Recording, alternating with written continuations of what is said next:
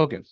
तो इंसुलेटर्स का ये हिसाब किताब है। अब इंसुलेटर्स के अंदर कुछ भी हो सकता है, कोई भी चीज़ आपकी जो मेटल नहीं है, जो अलॉयज नहीं है, वो सारे इंसुलेटर हो सकते हैं, राइट। सो इंसुलेटर्स के जो भी चीज़ें हैं, वो बेसिकली आपके पास जो है उनके अंदर जब हम हीट के फ्लो को लेते हैं, तो उनके अंदर जो है ना वो सिर्फ और सिर्फ हमारे पास इसका दूसरा वाला मेथड काम कर रहा होता है, पहला वाला मेथड काम नहीं कर रहा होता है, सही है।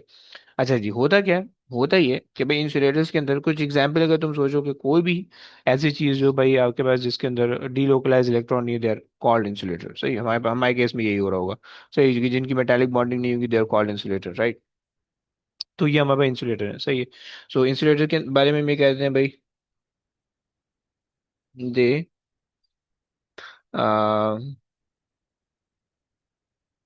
मे can not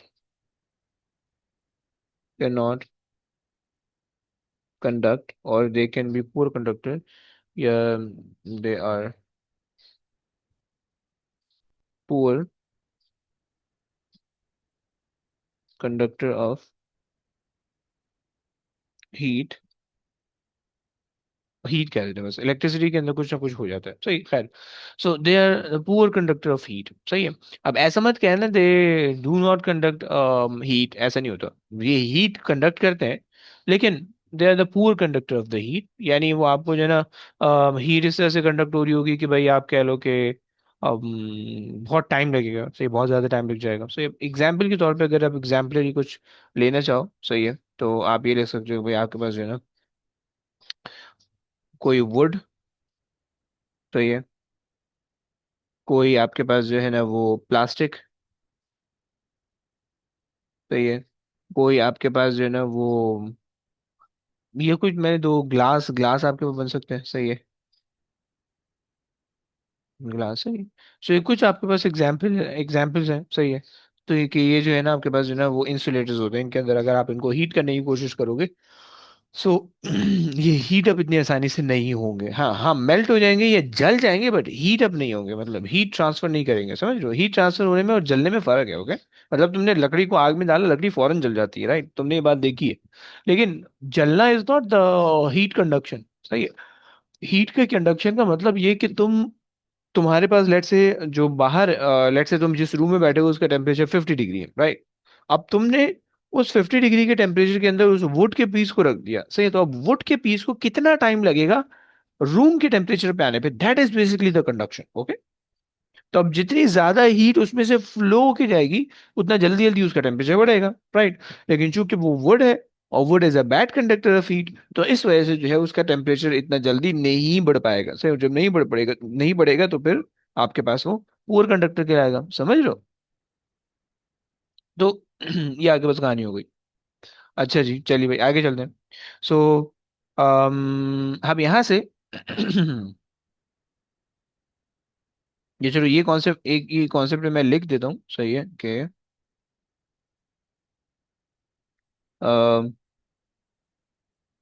insulators take longer to become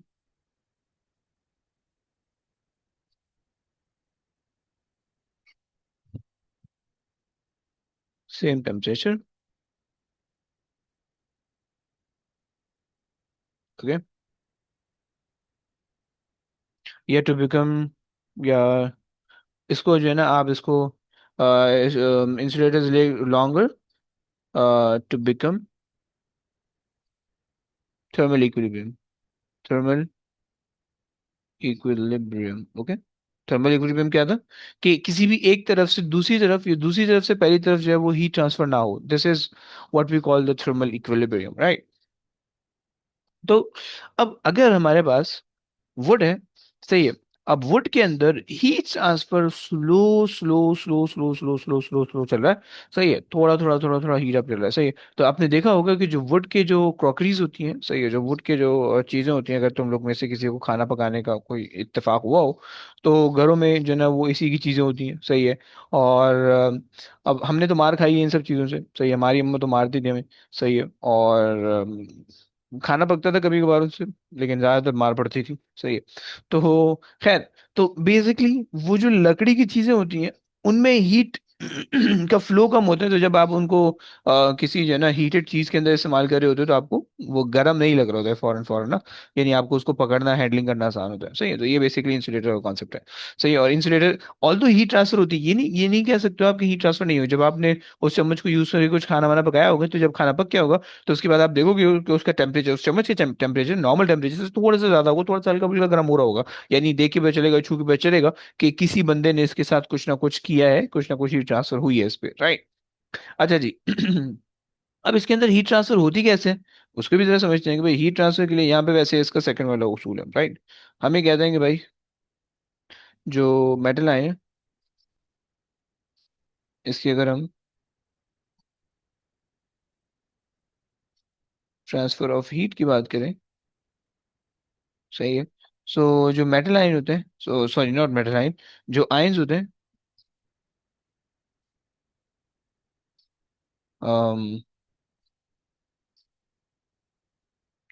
ions gain heat, okay, and start vibrating, okay,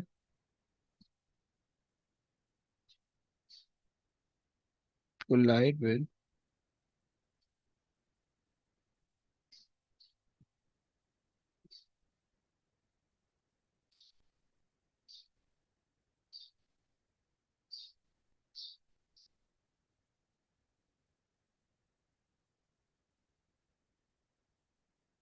neighboring atom, okay, ये neighboring ion कह दो, ion to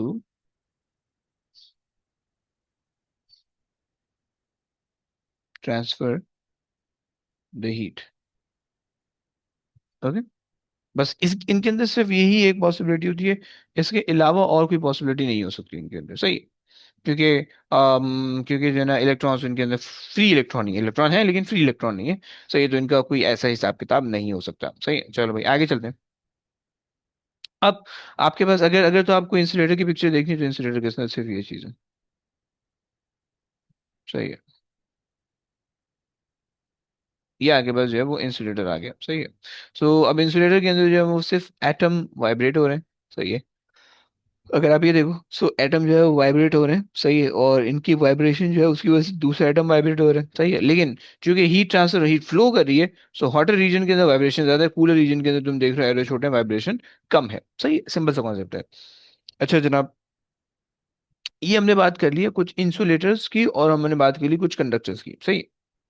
चलो यहां तक हमारे पास पहली चीज मुकम्मल हो गई। अब हमारे साथ ही दूसरी चीज, और वो है कन्वेक्शन। ओके। अच्छा तुम्हें ये बात पता चल गई बाय द वे कि कंडक्शन किस रूल पे वो कर रहा है, कंडक्ट कर रहा है, कि कोई चीज वाइब्रेट होनी चाहिए, कोई चीज मूव होनी चाहिए, राइट। कंडक्शन का जो सिंपल सा रूल है,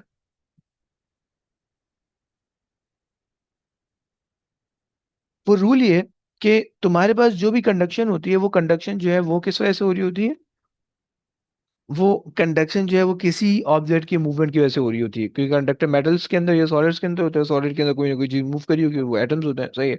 या वो जो है ना वो अंदर के इलेक्ट्रॉन्स होते हैं, पूरा एटम जो है ना वो वाइब्रेट कर रहा होता है। सही है। मूव नहीं करता, वाइब्रेट करता है, उस वाइब्रेशन की वजह से जो है ना वो एनर्जी ट्रांसफर हो जाती है। सही है। अच्छा जनाब, चलो ये बात हो गया। अच्छा इस बात के बाद जो है, ओके आगे आगे चलते हैं आपको। सो अब कंडक्शन के बाद कन्वेक्शन है।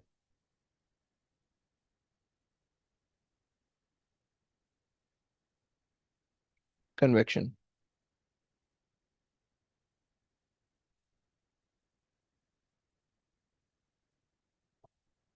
ओके। सो अब कन्वेक्शन का सीन ये, हमने सबसे पहले बात की थी कि भाई ये वाला जो प्रोसेस है वो फ्लूइड के साथ होता है, राइट। तो हमने कहा था कि भाई ओके,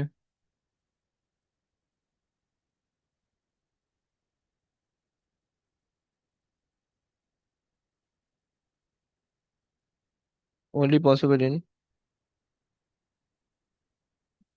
फ्लूइड्स। ओके। और अगर आपको याद दहाने के लिए मैं बताते चलूँ कि फ्लूइड जो है वो हमारे पास यहाँ पे अगर हम कह रहे हैं कि भाई हमारे पास जो है वो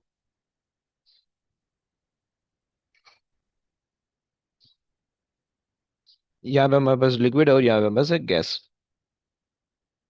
तो अच्छा जी। अब अगर हमें कंडक्शन किसी भी चीज को कंडक्शन के थ्रू हीट अप करना है, सो उसके अंदर हम ये करते हैं कि भाई उसके अंदर जो है ना वो हम हीट अप करना शुरू कर दें। और जो जो वाटर डेंसिटी होती है, जो लिक्विड की डेंसिटी होती है, जो गैस की डेंसिटी होती है, वो बेसिकली हीट अप करने में जो है ना वो हमारे लिए हेल्पफुल होती है, राइट। सो हम इसके अंदर ये लिख सकते हैं कि भाई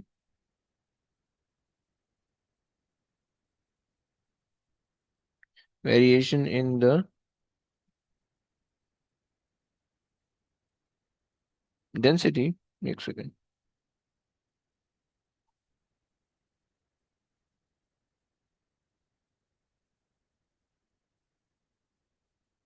okay, so variation in the density of the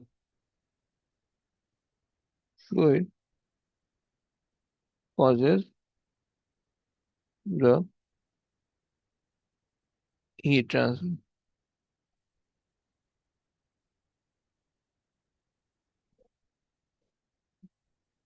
Fluid causes the heat to transfer. Okay. कैसे भाई उसको समझते हैं। अच्छा जी, आ जाओ। अब लेट्स से कि आपके पास जो है वो पानी है, सही है। और हम ले लेते हैं, कुछ पानी ले आते हैं अपने पास। यहाँ मिल जाएगा हमें पानी।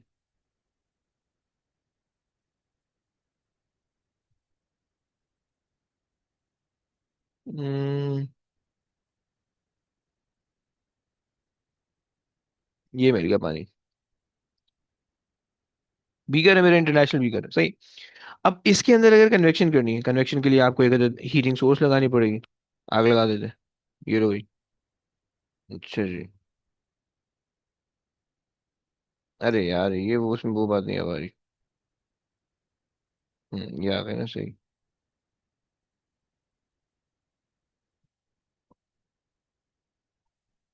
सही हो गया। चलो, ये हमने लगा दिया। और अगर तुम एक और चीज चाहिए तो तुम ये भी लगा सकते हो, ट्राइपॉड स्टैंड मुझे दिख रहा था कहीं पे। ये आ गया ट्राइपॉड स्टैंड। घूम गया यार, ट्राइपॉड स्टैंड ही घूम गया, लो। ये आ गया ट्राइपॉड स्टैंड। सही है। अब जब मैं इसको हीट अप कर रहा हूँ, अरे यार ये जो है ना माचिस माचिस नहीं दिख रही है।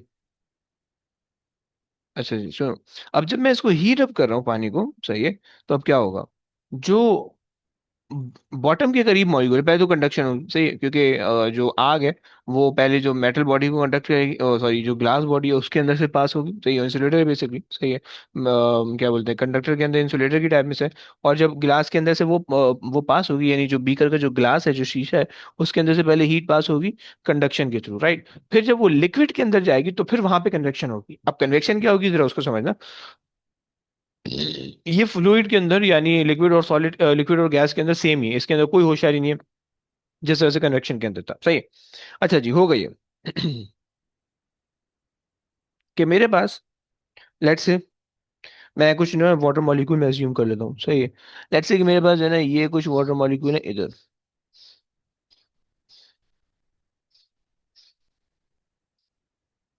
तो ये मेरे पास कुछ वाटर मॉलिक्यूल है, सही। अब जैसे ही मैंने, और भी बहुत सारे फैले हुए होंगे। अब जैसे मैंने इनको जैसे मैंने इसके नीचे आग लगाई और मैंने इसको जलने दिया, सही है, तो उससे क्या होगा कि जो नीचे वाले वाटर मॉलिक्यूल हैं ये हीट गेन करेंगे, सही है। जब ये हीट गेन करेंगे तो तुम्हें पता है कि कोई भी चीज हीट गेन करती है तो वो एक्सपैंड होती है, सही है। और जब कोई भी चीज एक्सपैंड होती है तो उसकी डेंसिटी डिक्रीज हो जाती है, राइट। ये तीन चीजें तुम्हें बिल्कुल सिंपल सिंपल सी पता है, सही है। लेट्स से वाटर मॉलिक्यूल, सही है। Water molecules gain heat. Okay. अच्छा जी, अब हीट की वजह से क्या होगा, दे एक्सपैंड, सही है। वाटर मॉलिक्यूल दे एक्सपेंड करो तो water molecule expends, okay, and become less denser.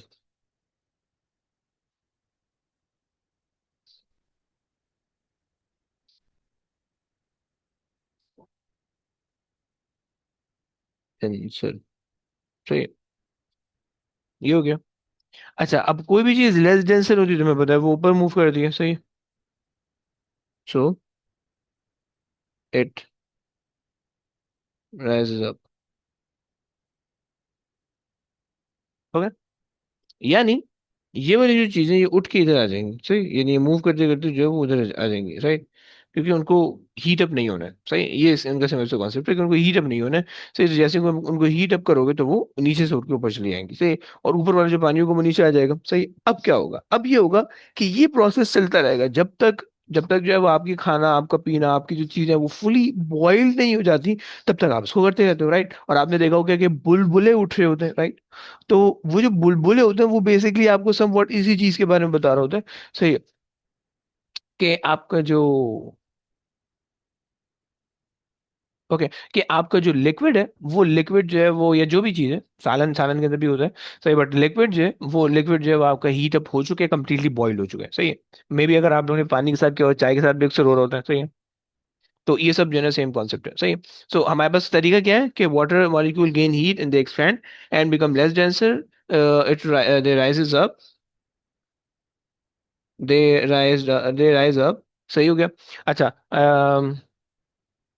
सही, ये तो एक बात हो गई। फिर उसके बाद जो कूलर डेंसर मॉलिक्यूल है, सही, cooler less denser, cooler, cooler and denser molecule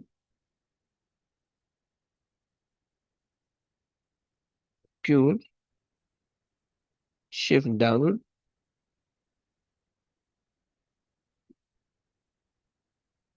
downward, okay, ये साथ साथ होना चाहिए, shift downward, okay, and gain heat and, सही है, एंड गेन हीट, सही हो गया। अच्छा, अब ये जो साइकिल है, अब जैसे ही वो जो जो ठंडे मॉलिक्यूल है जब वो हीट गेन करेंगे तो ऑब्वियसली बात है वो भी एक्सपेंड हो जाएंगे, जब वो एक्सपेंड होंगे तो वो आपसे ऊपर जाएंगे, सही। लेकिन ऊपर से तो पहले से पार्टिकल मौजूद है, सही, ये वाले पार्टिकल तो पहले ऊपर गए होंगे, राइट। लेकिन इससे प्रॉब्लम ये है कि इन्होंने भी तो कुछ ना कुछ टेम्परेचर लूज किया होगा, सही है, तो वो टेम्परेचर आपको इधर से मिल रहा होगा या हीट के थ्रू मिल रहा होगा, सही हो गया, ये बात हो गई। अच्छा जनाब, अब उसके बाद जो है आप इसको जो है अगर छोड़ दोगे तो फिर उसके बाद उसके अंदर से बॉइलिंग वाला इफेक्ट आने लगेगा, सही, बुलबुले आने लगेंगे, सही, एक कॉन्सेप्ट ये भी है, सही। बट हमें वो बॉइलिंग का चलो देखेंगे, थोड़ी बहुत डेफिनेशन वगैरह है बट बहुत ज्यादा नहीं है, सही है, okay.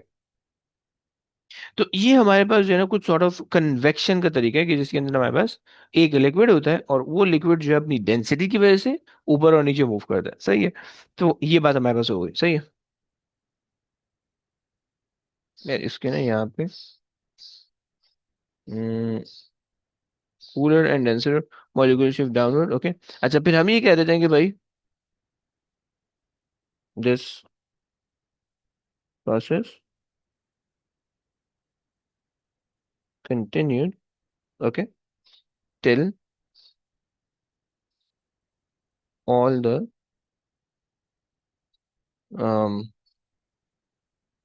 Water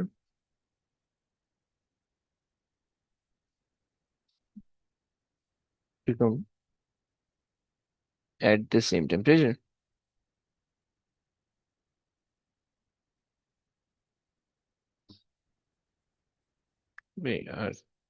become at the same temperature, okay. ये आपके पास कॉन्सेप्ट हो गया, सही। जिसको हमने वर्ड कहा था, जिसके लिए हमने वर्ड इस्तेमाल किया था, थर्मल इक्विलिब्रियम, ओके। सो ये हमारे पास जो है ना डेंसिटी के अंदर पूरा का पूरा खेल मैंने आपको बता दिया, ओके। डेंसिटी यानी फ्लूइड होगा या गैस होगी, उसके अंदर फ्लूइड यानी लिक्विड होगा या गैस होगी, उसके अंदर जो सिंपल सा कॉन्सेप्ट है वो यही है। हाँ, बस ये याद रखना कि गैसेस जो होती हैं वो, उनके अंदर थोड़े से सेपरेशन वाइड अपार्ट होते हैं, तो उसके अंदर उनसे इतना हो नहीं पाता। लेकिन जो लिक्विड्स होते हैं उनके अंदर जो सेपरेशन होते हैं वो बहुत ज्यादा वाइड अपार्ट नहीं होते दो मॉलिक्यूल्स के बीच में, तो इस वजह से जो है वो आपके पास जल्दी हीटअप हो जाते हैं, सही, या आपके पास देर से हीटअप होगा, सही है, और यानी लिक्विड जो है वो जल्दी हीटअप होगा, सही है, liquid will heat up,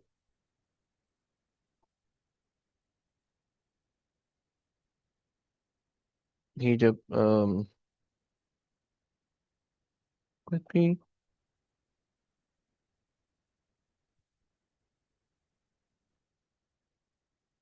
liquid will heat up quickly, सही है, देन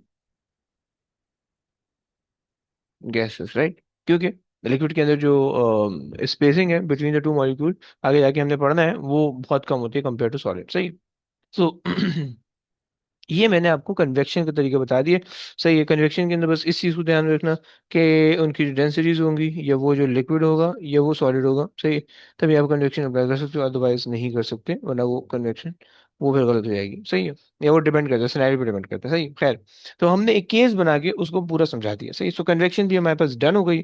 अब हमारे पास आखिरी चीज़ आती है रेडिएशन, सही। उस रेडिएशन को भी करते हैं, सही। लेकिन उससे पहले से 2 मिनट दे दो मुझे, 2 मिनट दे दो, मैं 2 मिनट में आ रहा हूँ, सही है। और फिर रेडिएशन करेंगे, फिर ये चैप्टर हमारा ये वाला पोर्शन कंप्लीट हो जाएगा, फिर लास्ट चीज की रह जाएगी जो कि कैलकुलेशन है, सही। बस एक एक सेकंड में आ रहा हूँ।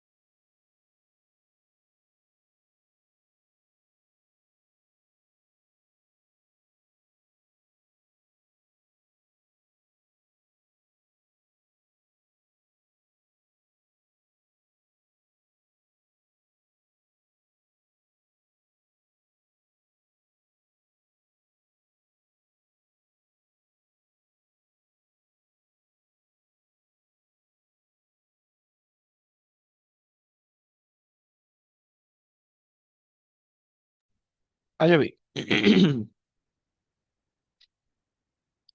सो जनाब, हमने कन्वेक्शन की सारी चीजें देख ली, सही है। अच्छा, अब इसी तरह से जो हवा जो चलती है ना, जो हमारी ठंडी हवा गर्म हवा जो चलती है, वो भी सम वॉट कन्वेक्शन के ही प्रिंसिपल पे चल रही होती है, ओके।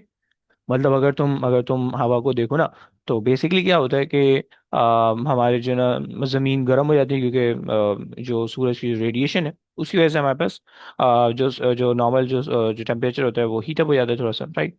तो जो नीचे वाली जो हवा होती है वो गर्म हो जाती है, सही है। वो जैसे ही जो भी जमीन से करीब जो हवा है वो गर्म हो जाती है, वो जैसे ही गर्म होती है तो लेस डेंसर होने लगती है, वो जैसे ही लेस डेंसर होती है वो ऊपर जाने लगती है, सही है।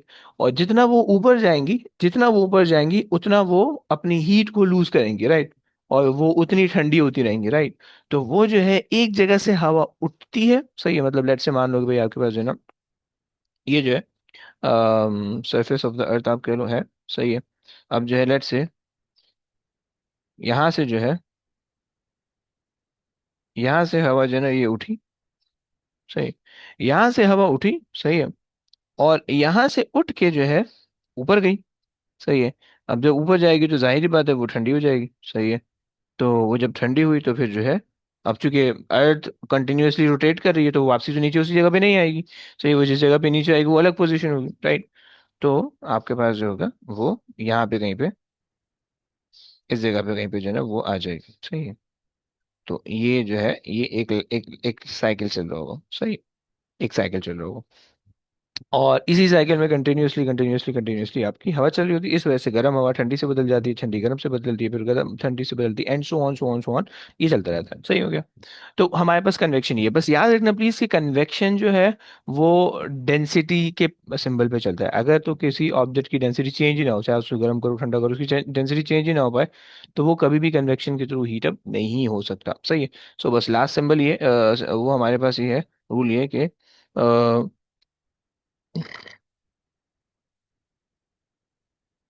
Convection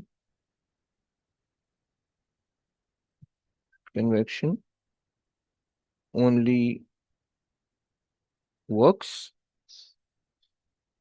when the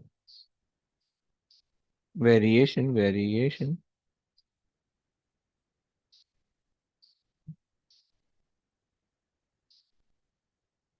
in the density is possible, okay. So अगर तो डेंसिटी के अंदर वेरिएशन पॉसिबल नहीं है तो आपके पास जो है कुछ भी नहीं होगा, फिर आपसे कन्वेक्शन नहीं हो सकेगी, सही है। तो खैर, तो हमने दो चीजें देख ली, कंडक्शन हमारे पास हो गया, कन्वेक्शन भी हमारे पास हो गया। अब लास्ट चीज हमारे पास आती है जिसको हम क्या होते हैं, रेडिएशन। उसको भी समझ लेते हैं। अच्छा बच्चों, यहाँ तक कोई मसला तो नहीं है किसी को? एनीबडी कोई बोलने वाला है प्लीज?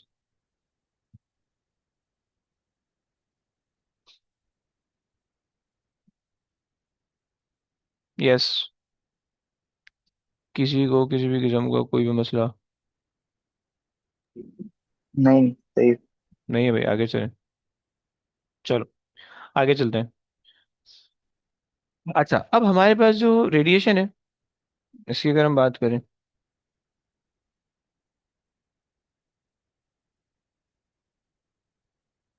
अब देखो आपको ये बात तो पता चल गई होगी कि कंडक्शन और कन्वेक्शन दोनों के अंदर हमारे पास जो सारे स्टेट ऑफ मैटर थे वो सारे हमने कवर कर लिए, राइट। तो अब कोई भी स्टेट ऑफ मैटर हमारे पास नहीं बचा है जिसको हमने कवर करना होगा, सही है। तो अब हमारे पास एक लास्ट चीज बचती है और वो हमारे पास है रेडिएशन। तो रेडिएशन के अंदर एक्चुअली हमें कोई ये चीज रिक्वायर्ड नहीं होती है, तो उसको बगैर ही उसके हमें समझना होगा, सही है। आज अभी समझने की कोशिश करते हैं। ये आ गया, सही है। हम ये कहते हैं कि भाई as a process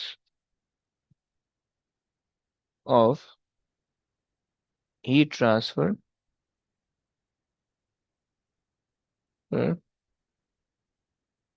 that does not required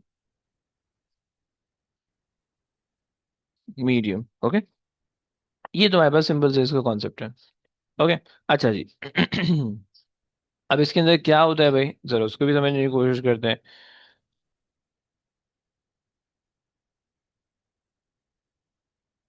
अच्छा, मीडियम तो है नहीं, सही है। तो नो मीडियम का मतलब रेडिएशन, सही है। इसके अंदर वैसे ऐसे जब हमारे पास कोई इतनी ज्यादा जो है ना वो एक्सप्लेनेशन नहीं है इसके अंदर। हाँ, एक एक दो हमारे पास है इसके अंदर, एग्जाम के अंदर वो दे देते हैं हमें, क्या बोलते हैं, आप कह लो कि एक दो ना एक्सपेरिमेंट दे देते हैं कि भाई ये एक्सपेरिमेंट डिजाइन कर दो, बता दो भाई किस तरह से आपको पता चला कि यहाँ पे रेडिएशन ज्यादा हो रही है, ये रेडिएशन कम हो रही है, सही है। तो खैर हमें ये पता चल गया कि भाई रेडिएशन हमारे पास है, सही है। अच्छा। Required no no medium, no medium का मतलब है वैक्यूम है, सही है। तुम्हें पता है कि नो मीडियम इज रिक्वायर्ड का मतलब है वैक्यूम, सही है।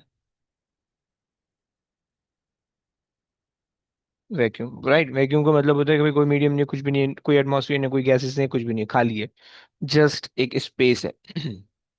सही है। अच्छा जी। और हम हमें ये बात पता है कि भाई जो इलेक्ट्रोमैग्नेटिक रेडिएशन होती है ना, वो बेसिकली इनके अंदर ट्रैवल कर पाती है, राइट। हम ये कहते हैं कि भाई इलेक्ट्रोमैग्नेटिक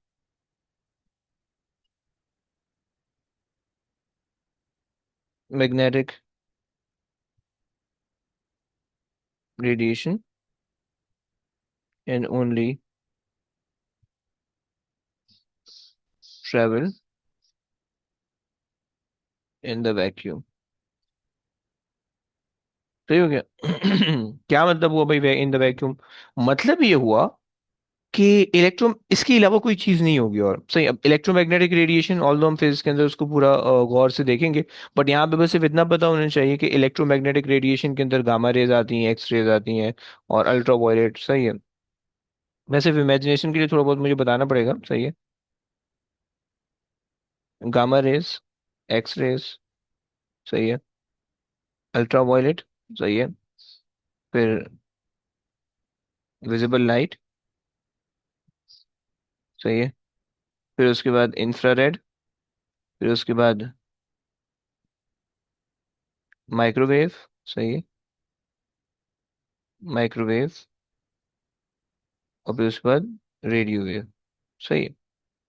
समझने के लिए बस सिर्फ इतना समझ लो कि जो आपके पास विजिबल लाइट होती है, अब आप अगर कोई मीडियम ना भी हो, सही, तो भी विजिबल लाइट आपको दिखती रहेगी, सही, तो भी विजिबल लाइट होगी, तो भी अगर वो किसी बॉडी पे पड़ेगी तो उसकी वजह से हीट ट्रांसफर होगी, राइट। विजिबल लाइट का ये हिसाब किताब है। अगर आप स्पेस में भी जाओगे, सही है, तो विजिबल लाइट वहां पे होगी, वहां पे आपको गर्मी लगेगी अगर आप पे विजिबल लाइट पड़ रही है तो, राइट। सिमिलरली अगर आपके पास अल्ट्रावायलेट, अल्ट्रावायलेट बेसिकली अगर तुमने वेल्डिंग करते हुए देखा होगा किसी को, सही है, कि जो है ना मतलब जो एक एक वाइट कलर का स्पार्क होता है, वो बेसिकली अल्ट्रावायलेट होता है, बिल्कुल वाइट होता है, सही है। तो अल्ट्रावायलेट वो होता है, सही है।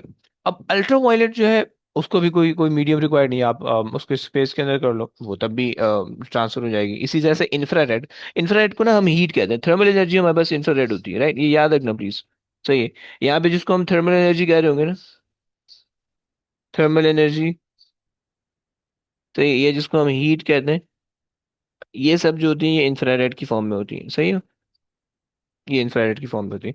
अगर तो ये मीडियम के अंदर नहीं है तो ये इंफ्रारेड की फॉर्म है। मतलब अगर मैं कह रहा हूँ कि भाई हीट ट्रांसफर हो रही है एटम्स के अंदर, तो वहां पे फिर इंफ्रारेड का मकसद नहीं होगा, सही है। या आप कह लो कि वहां पे जो इंफ्रारेड के अंदर जो पार्टिकल होते हैं वो ट्रांसफर हो रहे होते हैं इलेक्ट्रॉन के थ्रू, सही, आप इसको इसलिए समझ सकते हो। बट यहाँ पे जो इंफ्रारेड होगा, सही है, अगर तो कोई मीडियम नहीं होगा तो भी इंफ्रारेड जो होगा वो फिर रेडिएशन के अंदर होगा, सही है। अब लेट से आपने आग लगाई, सही, आग जलाई, सही है।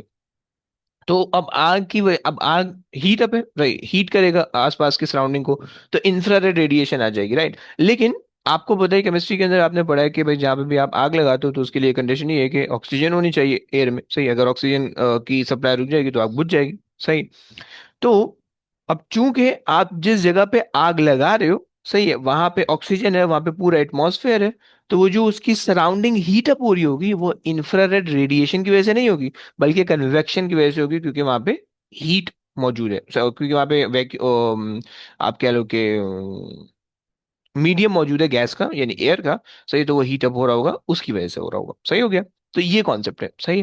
बस यहाँ पे सिर्फ इतना याद रखना कि इंफ्रारेड रेडिएशन, सही, ये बेसिकली हीट की फॉर्म होती है। तुमने देखा होगा कि इंफ्रारेड डिटेक्टर्स होते हैं कि जो गॉगल्स आप पहन लेते हो, सही है। और जब जो है ना जो भी हीट हीट इमिटिंग बॉडी होती है, आप उसको जो है ना डिटेक्ट कर सकते हो, सही। ये सिंपल जो कॉन्सेप्ट है। अच्छा जनाब। और और आपके पास क्या हो सकता है, और आपके पास जो है बस यही है यहाँ, ये आपने बात समझ लिया कि भाई इंफ्रारेड रेडिएशन, ये और इसी तरह से इलेक्ट्रोमैग्नेटिक का पूरा स्पेक्ट्रम जो है ये हमारे पास, ये हमारे पास रेडिएशन हम इसको कहते हैं। ये बेसिकली हीट को रेडिएट करता है, एक जगह से दूसरी जगह पे लेके जाता है, सही है, और हीट ट्रांसफर करता है, सही है। अच्छा, इसके लिए ना बॉडी की कुछ कंडीशंस हमारे पास होती हैं, सही, मतलब ये हीट ऐसे ही नहीं रेडिएट कर देता, बल्कि इसके लिए कुछ कंडीशन हमारे पास होती हैं, सही है। जैसे कि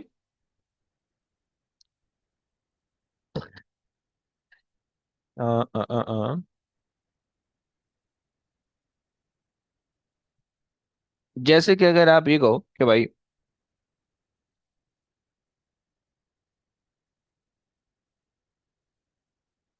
radiation will be good if the color and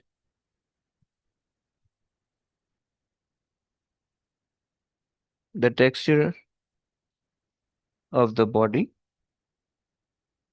is um क्या कहेंगे, if the color and the texture of the body is helpful, सही है। अब हमें ये पता है कि भाई जो हमारे पास रिक्वायर्ड है, वो हमारे पास रिक्वायर्ड है, जो चीज़ हमारे पास रिक्वायर्ड है वो हमारे पास ये रिक्वायर्ड है, डल, ओके, सही हो गया। और जो हमारे पास कलर होगा वो ब्लैक होगा, सही है। डल बेसिकली टेक्सचर होता है, सही है। और कलर जो है वो ब्लैक होगा, सही है। सो ये जो दोनों होंगे ना, ये दोनों जो है वो आपके रेडिएशन को बेसिकली हेल्पफुल करेंगे, सही है। सो कोई भी ऐसी बॉडी की जिसका टेक्सचर डल हो, कलर ब्लैक हो, तो वो जो है ना गुड एमिटर और गुड एब्जॉर्बर आपके पास बन जाता है, सही है। सो डल एंड ब्लैक बॉडी और गुड emitter and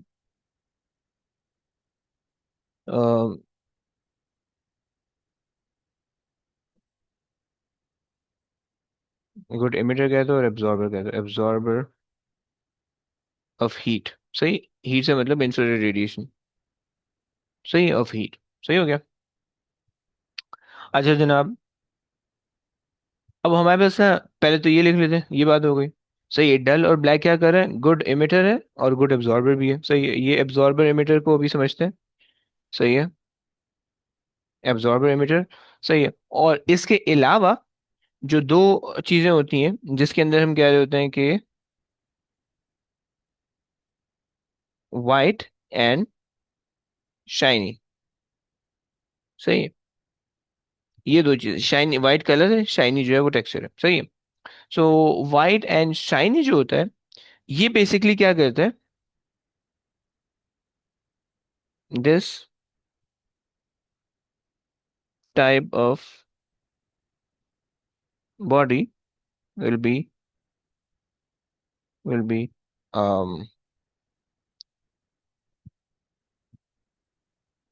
गुड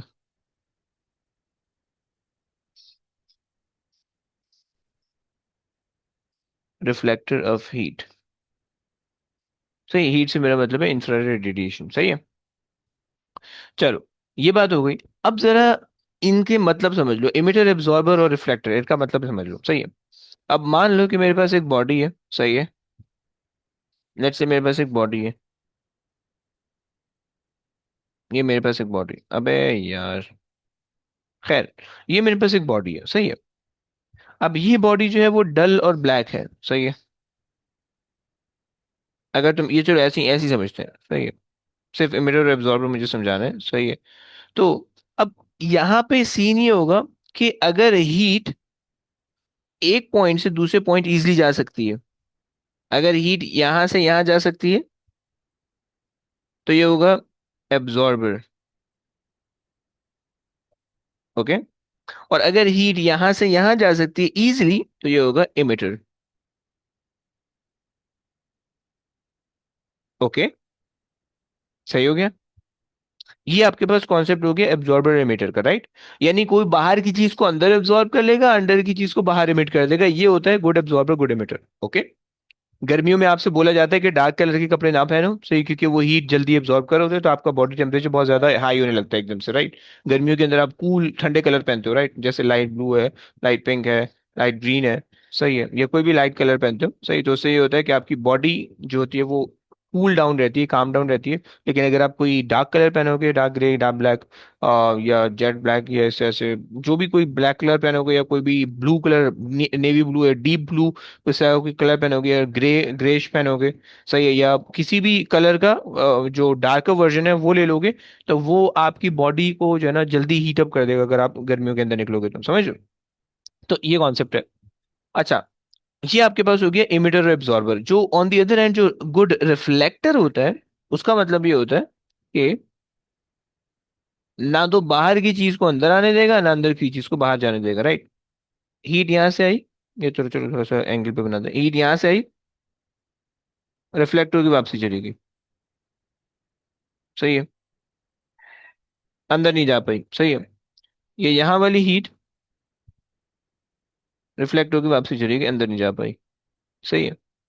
ये हीट की मैं डायरेक्शन बना रहा हूँ, सही है। सो ये बेसिकली ना तो अंदर की चीज बाहर जा पा रही है, ना बाहर की चीज अंदर आ पा रही है, सही है। सो ये हमारे पास हो गया रिफ्लेक्टर। ओके। सो अब कोई भी ऐसी बॉडी जो कि अंदर की चीज को बाहर नहीं जाने दे रहा और बाहर की चीज को अंदर नहीं आने दे रहा, वो बेसिकली रिफ्लेक्टर होगा। और कोई चीज अंदर की चीज को बाहर आने दे रहा है और बाहर की चीज को अंदर आने दे रहा है तो वो इमिटर होगा, सही है। सो ये हमारे पास होगा अच्छा, इस वाली बॉडी के लिए, यानी पहली वाली बॉडी के लिए हमारे पास कंडीशन ये होगी कि this should be dull and black, सही है, and this should be white and shiny. Okay. चलो, ये आपके पास कंडीशन हो गई, सही है। तो अब आपको पता होगा कि भाई जो गर्म इलाकों में जो घर बनाए जाते हैं उन पे जो पेंट होते हैं, पाकिस्तान कराची में अगर आप रह रहे हो तो कराची में जो हम घर होते हैं हमारे, जो हम जो पेंट हम इस्तेमाल करते हैं घर के अंदर या घर के बाहर, सही है। सो घर के बाहर जो हम पेंट इस्तेमाल करते हैं वो बिल्कुल कूल कलर इस्तेमाल करते हैं, वाइटिश के आसपास इस्तेमाल करते हैं, राइट। तो उससे ये होता है कि जो भी रेडिएशन ऑफ द सन पड़ती है वो रिफ्लेक्ट, उनकी मैक्सिमम रिफ्लेक्शन होती है, सही है। छत पे हम मार्बल लगा लेते हैं या वाइट कलर के मार्बल लगा लेते हैं, उससे क्या होता है कि जो है ना उसके अंदर रिफ्लेक्शन बहुत ज्यादा होती है, तो वो हीट एब्जॉर्ब नहीं करता, छत को गर्म नहीं करता, सही। उसी वजह से हमारी जो रूफ टॉप्स होती हैं वो ठंडी रहती है, राइट। इसी तरीके से अंदर के जो कलर्स होते हैं वो वाइट हम रखते हैं ताकि तो बाहर से कोई भी चीज़ आए वो अंदर नहीं आ पाए, सही है।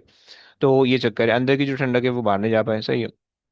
खैर ठंडक तो नहीं होती, गर्मी होती है जो मूव करती है, ठंडक नहीं मूव करती। जहाँ पे कम ठंडक होगी, सॉरी, जहाँ पे कम गर्मी होगी वो ठंडा होगा, जहाँ पे ज्यादा गर्मी होगी वो गर्म होगा, ये कॉन्सेप्ट होता है, सही। तो बेसिकली, और अगर जो गर्म इलाके होते हैं तो वहाँ पे जो घर बनाए जाते हैं, वहाँ पे जो चीज़ें होती हैं वो उसी हिसाब से होती हैं, कलर उसी हिसाब से चूज किए जाते हैं, ब्लैक एंड आप कह लो कि ब्लैक होता है, सॉरी वाइट होता है, शाइनी होता, उल्टा बोल रहा हूँ। जो गर्म इलाके होते हैं वहाँ पे हम ले लेते हैं, गर्म में हमें चीज़ें ठंडी रखनी है तो हमें ब्लैक और डल का हमें थोड़ा सा टेक्सचर बनाना पड़ेगा ताकि जो भी हीट हमारे बॉडी के अंदर है वो जल्दी जल्दी रिलीज होती रहे, जल्दी जल्दी रिलीज होती रहे, सही है। सॉरी, उल्टा बोल रहा हूँ। जो हमारे पास ठंडे इलाके हैं, जो हमारे पास बर्फानी इलाके होते हैं, वहां पे हम व्हाइट और शाइनी से बनाते हैं ताकि जो भी अंदर की हीट है, क्योंकि हम हीटर तो चला दें घर के अंदर, सही। तो जो भी अंदर की हीट है वो अंदर ही रहे, जो बाहर की हीट है वो खैर वो बहुत कम होती है क्योंकि बाहर हीट नहीं होती, सही। जो अंदर की हीट है वो अंदर ही रहे। तुम लोग ने देखा होगा इग्लू जो होता है, इग्लू जो जो उसके अंदर बना रहे होते हैं, यानी आप जब आईसी प्लेसेस के अंदर जाते हैं वहां पे इग्लू बना के रहते हैं लोग अंदर जो है ना हीटर जला के। तो इग्लू व्हाइट इसलिए बनाए जाते हैं क्योंकि बाहर तो ठंडा के, बाहर से तो कोई हीट नहीं आने वाली अंदर, सही है। तो अंदर की जो हीट है, जो लालटेन वगैरह है, कोई भी हीटर लगा के अगर हम अंदर बैठे हुए हैं तो अंदर की जो हीट है वो एटलीस्ट बाहर नहीं जाने पाए, सही है। तो जब वो बाहर नहीं जाने पाएगी तो वो इग्लू बनता तो बेसिकली बर्फ से, right.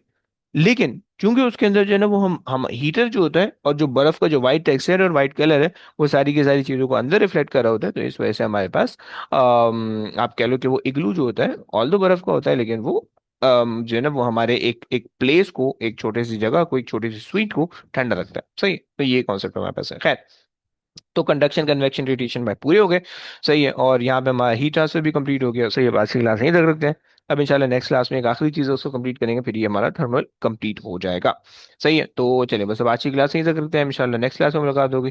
Till then take care बच्चों, अल्लाह हाफिज़। प्लस अल्लाह हाफिज़ भाई।